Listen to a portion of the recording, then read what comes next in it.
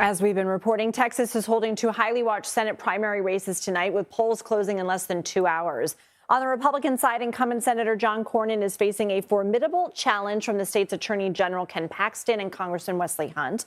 On the Democratic side, Dallas area Congresswoman Jasmine Crockett is facing State Rep James Talarico.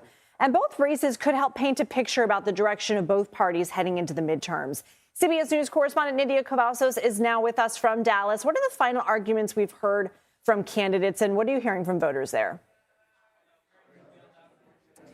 Lindsay, Democratic candidates across the state of Texas, whether we're talking about the House, Senate races, or down the ballot elections here in the state of Texas, they've been positioning themselves as contenders who are going to be able to stand up to the Trump administration, stop his policies and his agenda during the last 2 years of his administration.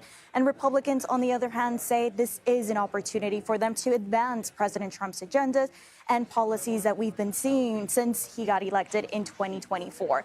Now, they're in their last race here. We're about to see the results and truly see how voters in the state of Texas turned out. But if we're talking about voters, a record number of Texans did vote early during the 2-week period of early voting in Texas. And it was close to 1.3 million Democrats who ended up turning out, and they outpaced Republicans.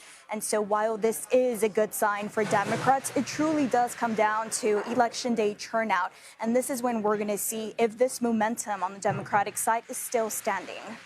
On the Republican side, how close is it for incumbent Senator John Cornyn, and how did it get to be that way? We're talking about a very, very close race, going to be very contested, and it is also widely expected that we're going to see a runoff here. Now, we are at the Ken Paxton watch party, and if we base ourselves off of what we've been seeing on the ground, polls, it is expected that, he is going to lead, and he has momentum here. But how did we get here? Well, President Trump didn't endorse leaving this race open, and it's up to the voters to decide. Now, Senator John Cornyn on the campaign trail has been positioning himself as a Trump ally and often touts on the campaign trail that he has voted with President Trump over 99.3% of the time. But his opponent, Texas Attorney General Ken Paxton, says John Cornyn simply isn't conservative enough. And Wesley Hunt, on the other hand, says John Cornyn is part of the establishment and he has to go because Texans are ready for a new, fresh face here. All right, let's talk about the Democratic side. What are voters deciding between Jasmine Crockett and James Talarico? Both of these candidates have positioned themselves as someone who would stop the Trump administration's policy, would stand up to President Trump.